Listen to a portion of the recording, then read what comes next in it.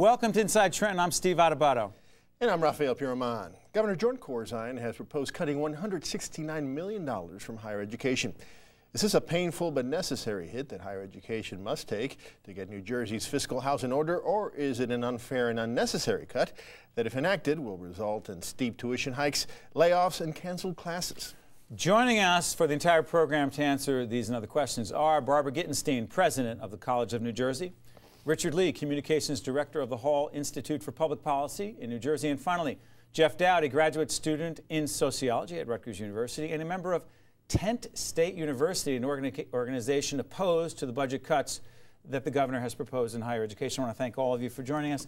Let me put this out there, Dr. Gitenstein. So a few years ago, all right, more than a few years ago, many years ago, I was a student at Rutgers and before that Montclair State. And I remember all we did when we were student leaders was argue about cuts from state government to higher ed and the fact that we'd probably have to pay more in tuition. How is this any different? Well, first of all, I think it's more extreme than anything I have ever seen in my career. And not to correct the numbers, but just to elucidate how large it is, it's $169 million cut from the base. In addition, however, that has to be calculated into this number is $121 million worth of salary increases that must be paid. Why must they be paid? They were negotiated. They're part of a contract. They were negotiated by the governor's office, previous governor's office, but nevertheless, we are contractually obligated to pay them. And Doctor, so, did you oppose those wage increases? No, I did not, and I would not have, in fact. I don't believe these are outrageous increases. Well, then, isn't the responsibility of the college to pay for the things if you I did not negotiate them. And I think that but you agree with them? I agree that our faculty are not overpaid, if that's the question you're asking. But what I would have, had I had been governor. No, I'm sorry. That would not have been a possibility. But had I been asked a question, would have been, it would be easier for any institution if salary increases were not put into place the way they are historically in New Jersey, which is it's a 4-year contract. The first year is no increase. The second year is a minor increase. The third year is a rather nice increase, and the fourth year is the biggest increase. That's the year we're facing now. So put this in perspective. The $169 million plus the 100-some-odd million. 121. Okay. Here's the problem, I believe, for the average citizen. They can't put the numbers into context. It doesn't make sense for them. So let me ask you, Mr. Lee, what could this realistically mean for campuses like Dr. Gitenstein's and others across the state, both public and independent? What would it really mean in terms of campus life and the services being delivered in college and university life? Well, I think it's clearly making public higher education in New Jersey less affordable for families. In our study, we looked historically at what's happened over the last 10 or 15 years, and we saw that the average cost of a public education at a college in New Jersey has gone up like 180%, or about 7% a year. At the same time, the consumer inflation has only gone up about 2.5% a year. So clearly, the cost of tuition is outpacing the cost of inflation. So what does that mean? Are you saying some people who would otherwise be able to go on to higher education won't be able to? That's part of it, but I think the bigger problem is that long-term it's going to have an effect on the economy. If you look at studies, they show that a college educated person, their household is going to make probably about 35% more in personal income or household income than a non-college educated person. That translates into more money that they're spending to drive the economy, more tax revenue that the state is going to have. And you could also argue that it's going to be less of a strain on social services such as welfare. Long-term is always something that politicians don't think too much. And the governor has to balance the budget by the end of June, right? Right. But let me, I want to get to you, Jeff, in a second, but one question to you.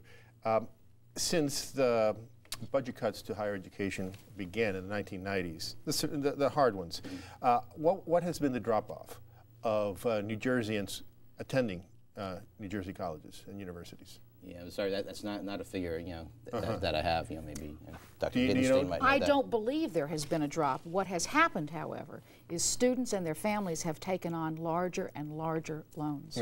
And so as a consequence, for them to actually get back into the workforce and be part of producing more, it's very difficult for them. Okay. All right, Jeff, let me ask you this. The governor has said that those of you who oppose these cuts, and he's not very happy about them himself, he says. But those of you who oppose it have to look at the totality of the budget and what he's trying to accomplish. He says his main emphasis right now is to use the scarce resources that this state has to help the most disadvantaged and the poorest of our community, the state. Are the universities and university students the most disadvantaged, the most needy, the poorest in our community? No, they're not. And that's why we are not just simply a lobbying organization for the university. We're talking about these larger social issues, that this is part of a larger process of what's going on in the budget.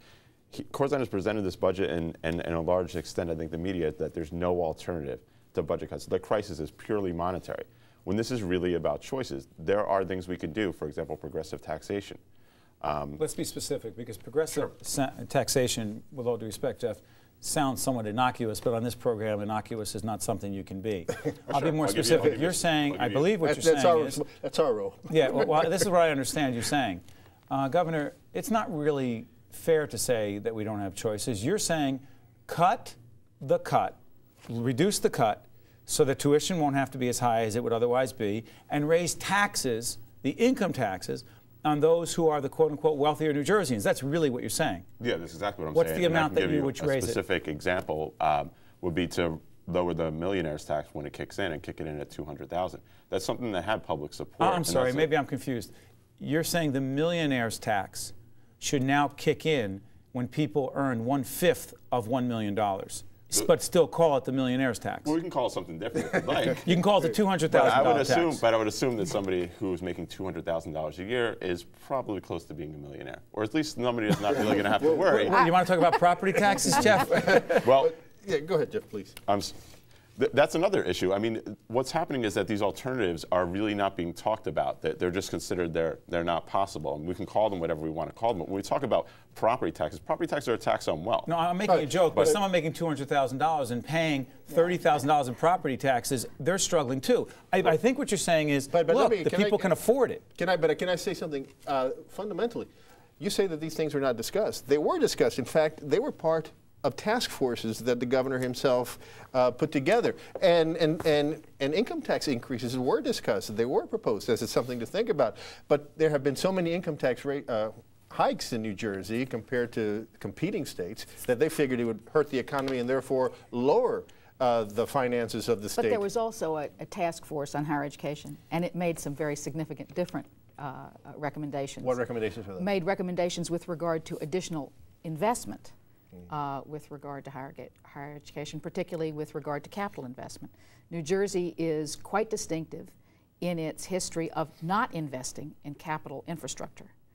And this was one of the major recommendations that was made by the task force. What would that be in